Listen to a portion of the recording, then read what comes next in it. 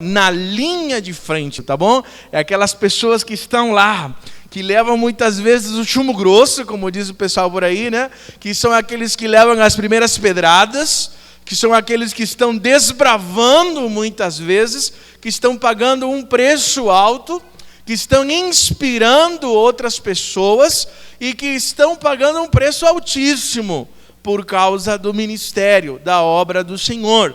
Muitas vezes deixando de assistir ou prestar um culto como vocês, está lá no estacionamento, no berçário, ou que já estiveram ali no Jardim São José, com pessoas que planejaram de alguma forma nos bastidores, estiveram envolvidos. Estas pessoas fazem parte da linha de frente na nossa igreja.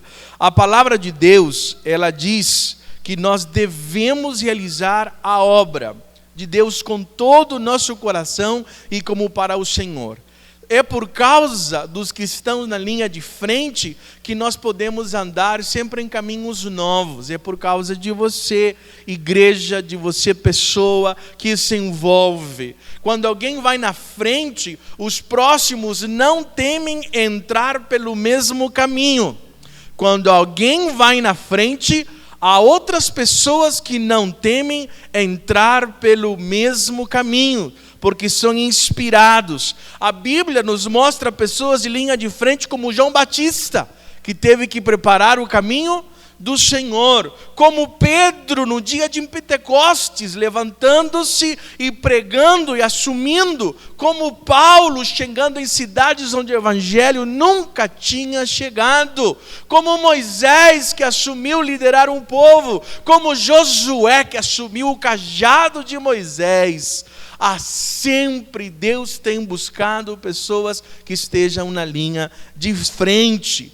Deus é aquele que sempre vai abrir o caminho, amados.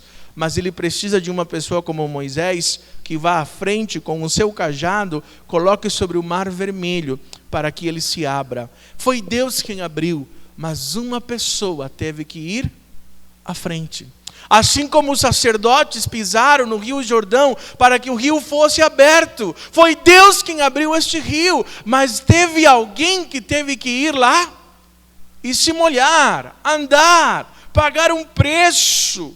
Deus nos chama para nós estarmos na linha de frente, na sua família, no seu trabalho, na faculdade, para você estar sonhando ministérios que talvez não existem, suprindo necessidades, gente que olhe para o outro, para aqueles que estão doentes, para aqueles que estão necessitados. A igreja não pode ficar contemplada apenas, aliás, contemplando, como eu disse hoje de manhã. A igreja não foi chamada para assistir culto, a igreja foi chamada para prestar culto. Prestar culto é uma ação ativa. Eu não apenas vou contemplar, eu vou participar, eu vou dar culto. A igreja não foi chamada para ser servida, ela foi chamada para servir.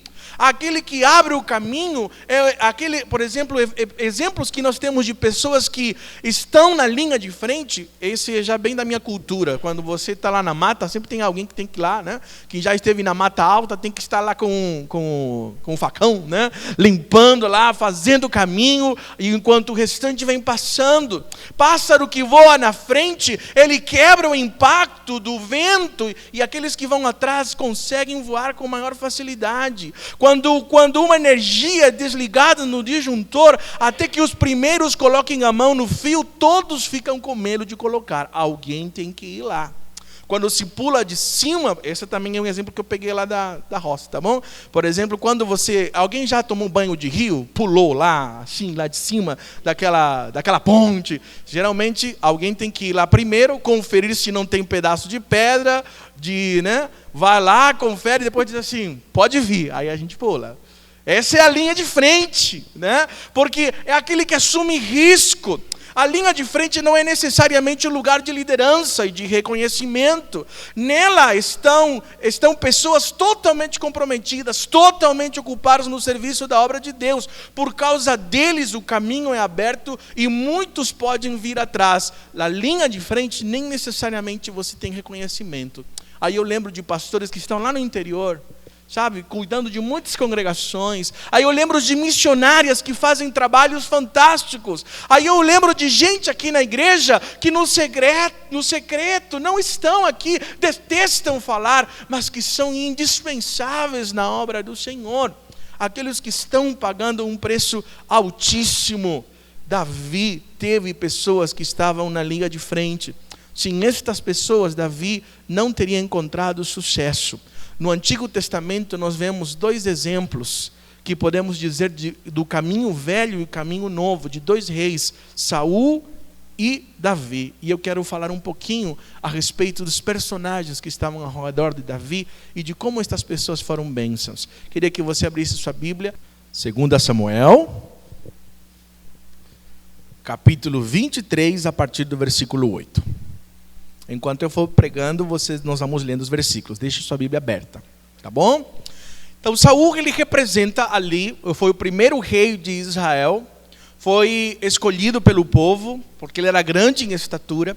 A Bíblia vai dizer que Saul era tão alto que ele passava dos ombros para cima a pessoa mais alta de todo Israel. Tinha porte de guerreiro. Por isso que você imagina uma cena muito engraçada quando Davi está colocando a armadura de Saul, que era um homem gigante, né, enorme, e ele não conseguia nem andar com essa armadura. Ele começou bem, ele buscou, porém, a sua própria glória, estava muito mais preocupado em como o povo o via, em que propriamente como Deus o via. Na hora do desafio, ele se acovardou. Foi muito melhor do que muitos reis em Israel, porque o povo não o colocou diante de si outros deuses e nem se entregou à prostituição. Porém, o seu orgulho não o deixou governar. Ele preferiu, temer mais ao povo do que temer a Deus. No final da sua vida, ele suicidou-se para não morrer nas mãos dos filisteus. Quase toda a sua descendência foi exterminada. Esta é uma vida que vive voltada para si, para a carne. Davi foi um rei que se prostrou diante de Deus, escolhido e capacitado por Deus, teve uma vida de dependência e de rendição a Deus, nunca perdeu uma batalha a não ser com uma mulher, com suas próprias paixões. Morreu na velhice dentro do palácio, escolheu o seu filho para reinar em seu lugar, teve um exército temível em toda a terra, fez a vontade de Deus, inclusive quando ele pecou, porque ele se arrependeu, porque ele voltou-se para o Senhor. São exemplos de que nós vemos, mas estas pessoas como Davi, eles nos mostram que a obra de Deus, amados, não dá para fazer sozinho. Deus escolheu pessoas, e é interessante ver os valentes de Davi. Quem eram estes homens pela qual lutavam juntamente com Davi, que estavam na linha de frente com Davi? O versículo 8 vai nos mostrar, por exemplo, um deles. Aqui uma das traduções que eu escolhi, que eu ouvi do pastor Jeremias Pereira, da 8ª Igreja Batista, Presbiteriana. Ele diz assim, Jabezão, é um sujeito interessante, um bom nome para seu filho, viu, dona? Jabezão, né? Acharam ali, versículo 8, talvez a sua versão seja um pouquinho diferente, que tem várias traduções desse nome, mas é o Jabezão, é a versão que eu mais gosto. Um tacomonita, assim que fala, o tacomonita, chefe dos 3 guerreiros principais, numa ocasião, com uma lança, enfrentou 800 homens numa mesma batalha, e os matou. Um único homem conseguiu vencer uma batalha e matar 800 homens. Nós estamos falando num contexto de guerra do Antigo Testamento, onde a guerra não era apenas uma ideia de eu vou vencer o teu povo. Na cosmovisão do Antigo Testamento, quando havia uma guerra entre os povos, o povo pensava, e a ideia deles era o seguinte, que nos céus, aqui, onde habitam os deuses porque o povo acreditava nessa ideia, mas nós sabemos que Deus é um só, e só existe Ele. Porém, o povo acreditava que existiam outros deuses, na cosmovisão do Antigo Testamento, e quando havia uma luta entre as nações, não eram só as nações que lutavam, eram os deuses no mundo espiritual ou nos céus que também estavam lutando. Por isso que quando um povo vencia, a primeira coisa que se fazia era entrar no templo e profanava o templo.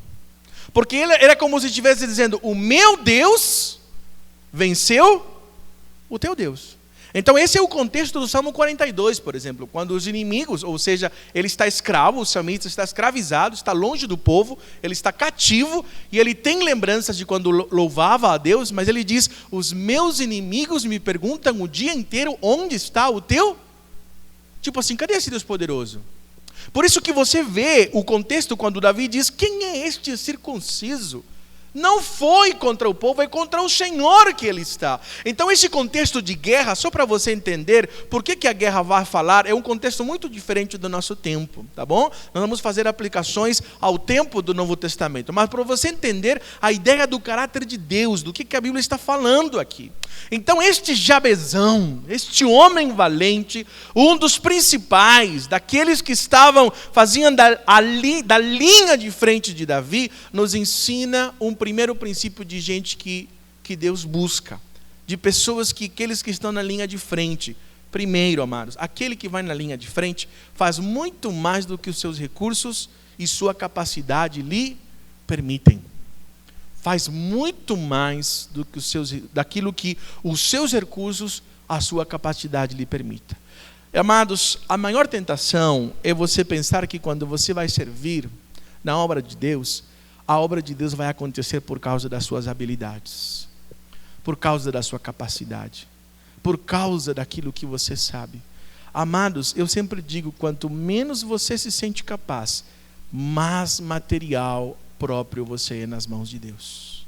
Quanto mais você achar que você é capaz, menos você vai ser usado nas mãos do Senhor. Por isso que estar na linha de frente é você pagar um preço. É você experimentar coisas que não eram suas. De onde um homem como Pedro, sabe que pescador, simples, mal sabia ler. A Bíblia chama de iletrado, ou seja, não tinha formação. Vai se levantar diante de um monte de gente, de estudiosos, de conhecedores, pregar o evangelho com tamanha autoridade e mais de 3.000 pessoas se converterem. Onde nós vamos ver isso? Pelo poder de Deus. Onde nós vamos ver um garoto simples, um menino bonito, ruivo, sem habilidades de guerra, acostumado a fazer trabalho que na época é trabalho de mulher, cuidar de ovelha, cuidar do gado, era trabalho que as mulheres faziam. Mas este menino, ele entendia aquilo que é estar com Deus, e ele fez muito mais além daquilo que estava na sua capacidade e nos seus recursos, porque ele decidiu crer naquilo que Deus é capaz de fazer com uma pessoa. Porque nós precisamos entender isso e eliminar da nossa história inimigos, como por exemplo, eu não consigo, isso não é para mim, isso está bom assim, é melhor do que nada, deixa do jeito que está, no final tudo dá certo, é tarde demais para mim. Essas frases precisam ser mudadas no nosso vocabulário. Mova-se, procure um emprego melhor, mude de área se for preciso, entre num desafio no ministério, seja ousado na sua carreira, recomece algo planejado e dirigido das mãos de Deus, seja ousado para fazer a obra de Deus, não fique contemplando e esperando que os outros façam, envolva-se na obra de Deus. Comece um pequeno grupo, mas eu não sei, então estude a palavra de Deus, escolha uma pessoa para discipular, tenha um desafio neste ano de terminar alguém, este ano dizer, eu vou evangelizar e eu quero ter a alegria de ver um discípulo meu passando pelas águas do batismo. Vamos pintar esta igreja. Vamos trabalhar no Jardim São José e visitar todas aquelas casas. Assuma algo que está nas suas mãos. Não espere as circunstâncias serem boas. Não dê a desculpa que você está ocupado demais, porque os 12 discípulos que Jesus chamou, os 12 não estavam desempregados, não estavam desocupados. Os 12 tinham uma atividade. Pedro, Tiago, João e André estavam nas redes, Mateus estava na coletoria de impostos, todos eles estavam numa atividade. E eu vou te dizer uma coisa, Deus não chama a pessoa desocupada. Deus sempre chama pessoas que estão numa atividade. Precisam estar na linha de frente. Há algo que você pode fazer. Por que nós podemos fazer mais? Por que Deus chama? Porque a Bíblia vai dizer, porque dele e por ele são todas as coisas. Dele, por ele e para ele são todas as coisas. A ele seja a glória para sempre. Amém. Romanos capítulo 11, versículo 36. Porque é ele que faz as coisas acontecer. Eu lembro de um jovem de 18 anos chamado Fernandito, alguns anos atrás, conversando com o seu pastor e dizendo, eu não me vejo pregando uma mensagem todos os domingos, como que eu vou fazer isso? E ouvindo essas mesmas palavras, não tem a ver com você, tem a ver com o poder de Deus. Eu vejo pessoas como, por exemplo, o Rafael Félix, que ele me dê licença, depois dele ter xingado um monte de gente, depois de um acampamento, e ter mandado alguns irmãos a tomar banho com shampoo, se você me entende, né? Era assim que ele falava, você lembra, Rafaelzinho, né? E depois de um acampamento eu visitá-lo pastoralmente e dizer, você é líder. Deus te deu a capacidade de liderar. Você pode levar pessoas a muitos lugares. Para onde você vai levar? Olha para mim, eu sou teu pastor, escolhe para onde você vai levar essas pessoas. E esses jovens, eu não posso dizer que ele escolheu, porque não foi ele que escolheu. Deus escolheu levar pessoas e jovens para Cristo Jesus. Eu vejo pessoas, de repente, como muitos de vocês que estão aqui, que Deus me deu o privilégio de fazer parte da história de vocês, entender o quanto Deus pode usar você. Mas há muitos de vocês que ainda Deus deseja ver vocês nessa linha de frente. Por quê? Quem são essas pessoas? É tempo de você fazer coisas que você nunca fez e viver o que nunca viveu por meio daquele que te escolheu. É tempo de fazer coisas que você nunca fez. Experimentar algo lindo de Deus. Mas as pessoas que estão na linha de frente, amados, eles não podem retroceder. Quem está na linha de frente não retrocede. Olha o que diz o versículo 9 e 10.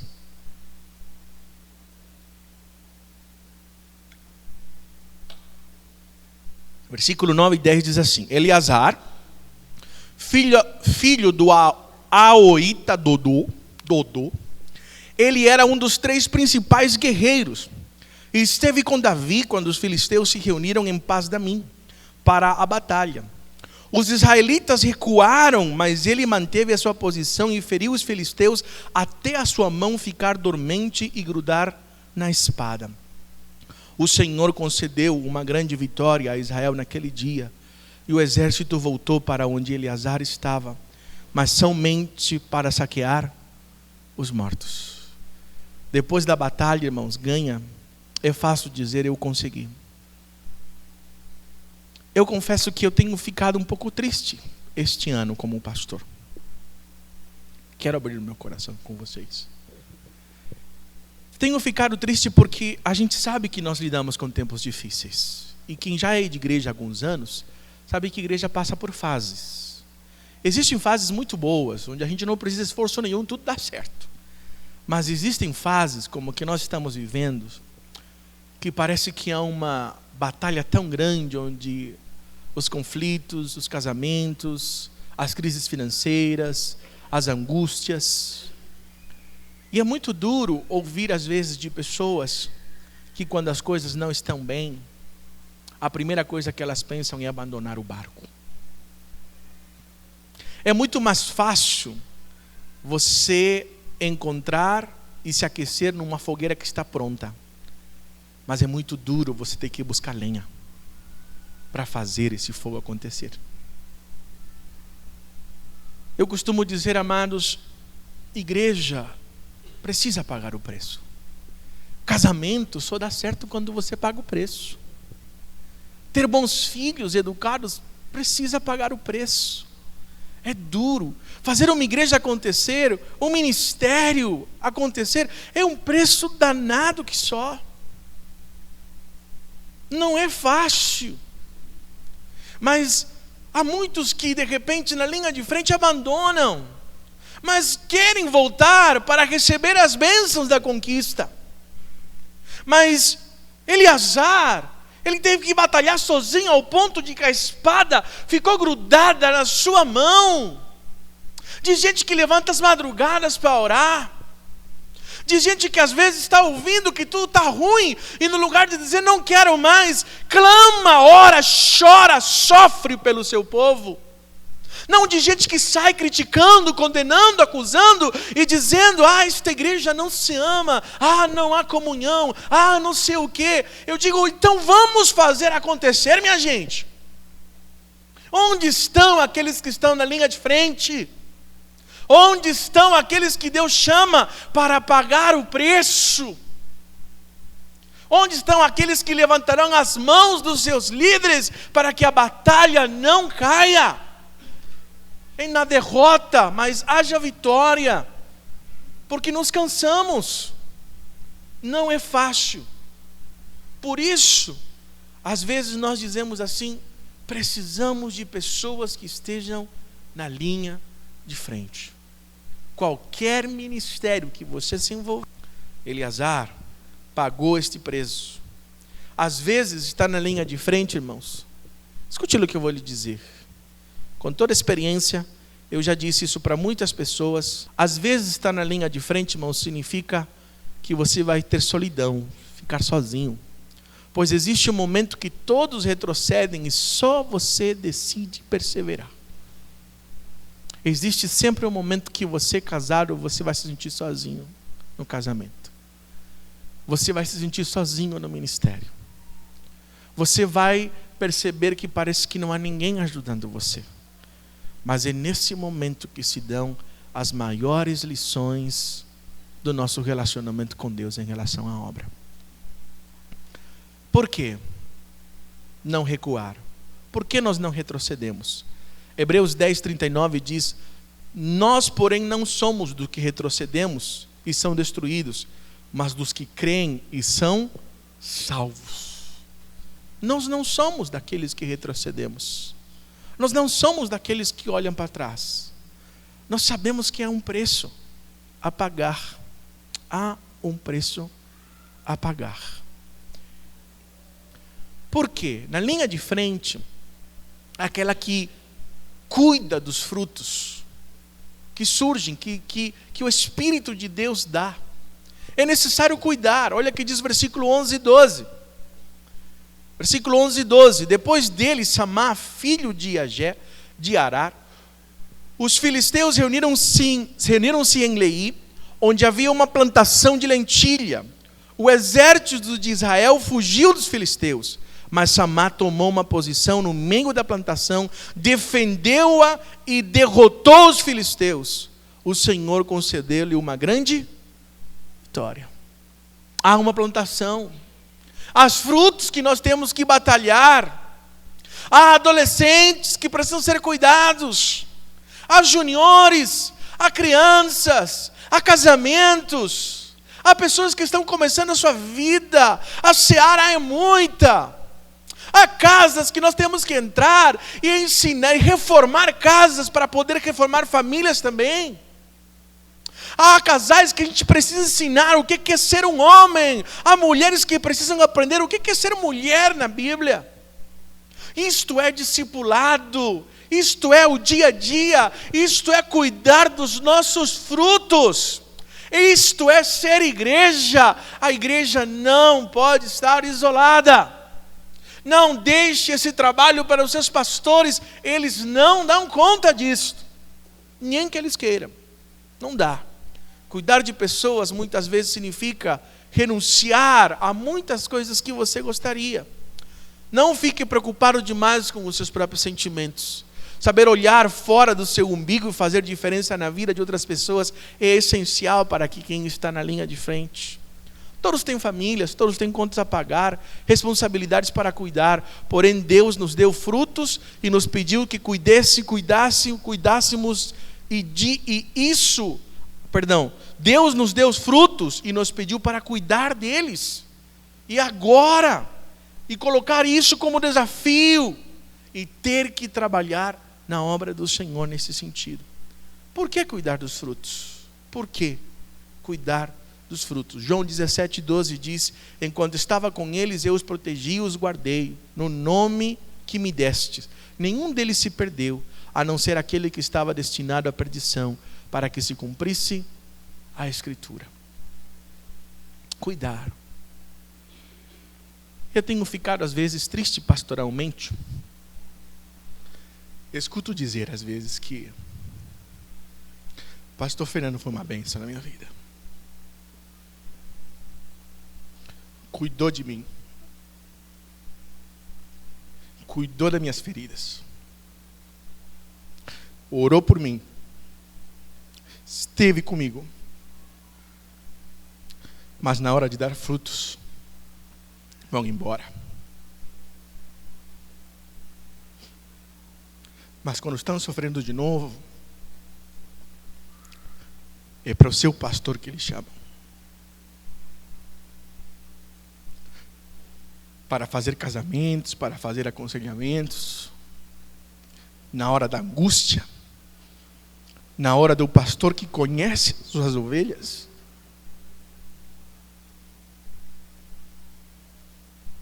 Voltam para nós.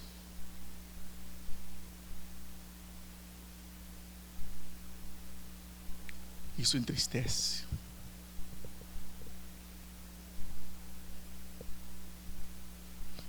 Porque a Bíblia diz que todo servo deve colher os frutos do seu trabalho.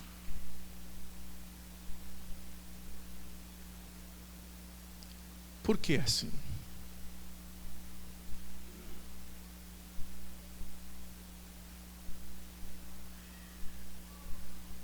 Não importa. Na linha de frente, os frutos são para o reino mesmo. Talvez eu lembre do meu compromisso com Deus. De que não importa, eu sempre deixaria marca nas pessoas de alguma forma, com aquilo que Deus me deu, com os dons e os talentos que Deus me deu. Eu não tenho habilidades muitas, mas eu acho que a compaixão e o pastoreio Deus tem dado. Não consigo pastorear a todos, porque é impossível. Não consigo chegar em todos os que sofrem, porque é impossível. Mas gostaria de que de repente as pessoas também pudessem fazer a mesma coisa com os que chegam e com aqueles que precisam ser alcançados. As pessoas que estão na linha de frente pagam o preço necessário para fazer a vontade do Rei. Há um preço a pagar. Versículo 16. Então aqueles 3 atravessaram o campamento filisteu, tiraram água da cisterna e trouxeram a Davi. Mas ele se recusou a beber. E em vez disso, derramou-a como uma oferta ao Senhor. Esta é uma das maiores expressões que eu vejo de liderança. Eu me pergunto o que Davi tinha como líder, que os seus 3 valentes eram capazes de arriscar a sua vida para suprir o desejo de um líder, para poder trazer água, suprir a vontade, o desejo de um rei. Eu lhe respondo, por quê? Por causa do caráter. E a gente vê o caráter de Davi quando essa água veio nas mãos deles, né? Porque ele poderia dizer: eu vou beber essa água porque era o desejo do meu coração. Quando ele viu, ele olhou sangue, talvez, porque poderiam morrer. E ele tomou essa água e a derramou diante do altar como oferta. Eu costumo dizer: será que existem pessoas que conseguiriam ir buscar água para você? Será que a sua esposa iria buscar água para você nessas circunstâncias? O seu esposo iria buscar água para você? Há pessoas ao seu redor, então eu digo para você, se não há, é porque você está sozinho, você está se isolando. Você ainda não entendeu o que é o Espírito de Cristo. Você ainda precisa entender que o Evangelho é isto que Davi está fazendo, cuidar de gente. Evangelhos não é programação de igreja não, gente. Às vezes as pessoas só querem programações. Programação é bom, dá ânimo, mas programação não é essência. Cuidar de pessoas, isso sim é. E isso leva tempo, isso gasta tempo, isso é energia. Isso são horas de investimento. São pessoas que precisam, e você sabe daqueles que você cuida, daqueles que estão perto de você. Quem são aqueles que vão ir buscar água para você? E quando elas trazem, você glorifica a Deus. Estes 3 valentes estavam na linha de frente, pagaram um preço. Por que nós pagamos o preço? Por quê? 2 Coríntios capítulo 4, versículo 17 e 18 diz: pois nossos sofrimentos leves e momentâneos estão sendo produzidos para nós uma glória eterna que passa mais do que todos eles. Assim fixamos os olhos não naquilo que se vê, mas no que não se vê, pois o que se vê é transitório, mas o que não se vê é eterno. Porque há uma glória, porque há uma recompensa, porque os nossos filhos também colherão, porque a nossa família verá a glória do Senhor, e porque muitos poderão experimentar a graça de Jesus através das nossas vidas. Amém? Esse é o preço, amados. Esse é o preço. Gosto muito de ouvir histórias como: eu sou filho de fulano de tal. Você é filho de fulano de tal? Olha, que legal. Não, pode colocar ali, amanhã você paga. Já ouviu essa história?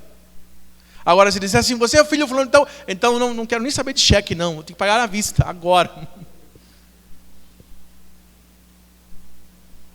Como que funciona? É o preço. É o preço, a glória será revelada. Não é o que se vê, é o que não se vê. Porque o que se vê passa muito rápido. Em quarto e último lugar, na linha de frente, identifica e interfere nos principais focos de ação maligna. Aqueles que estão na linha de frente precisam identificar e interferir nos focos de ação maligna das coisas de Satanás. Versículo 30 do capítulo 23 de 2 Samuel. Benaia, filho de Joiada, era um corajoso soldado de Cabizeel, que realizou grandes feitos. Matou 2 dos melhores guerreiros de Moabe, num dia de neve. Desceu num buraco e matou um leão. Os inimigos. É necessário enxergar, amados. Nós precisamos enxergar aquilo que está tomando a força, a energia, aquilo que Satanás está destruindo. Que nós temos dito para vocês muitas vezes: cuidado com aquilo que você está fazendo, aquilo que você está ouvindo.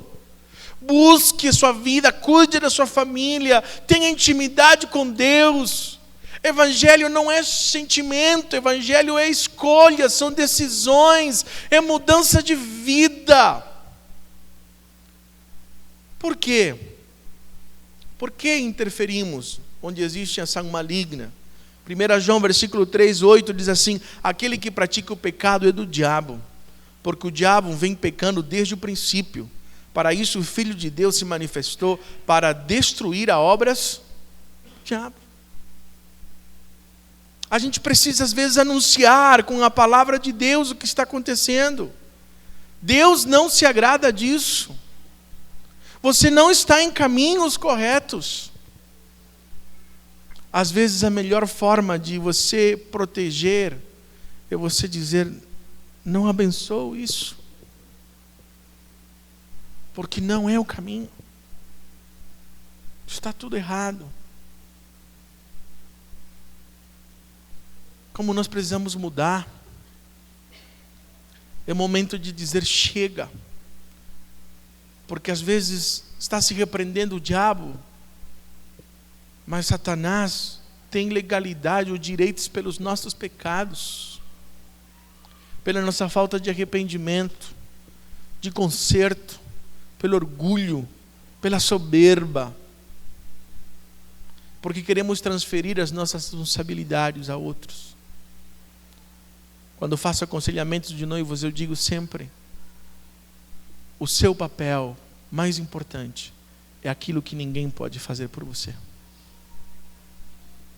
Se você deixar de fazer algo que você precisa fazer, Satanás automaticamente quer encontrar lugar nisso. Na linha de frente acontecem todas essas coisas.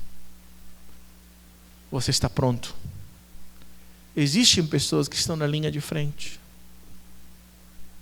Às vezes não ter um domingo como todo mundo tem.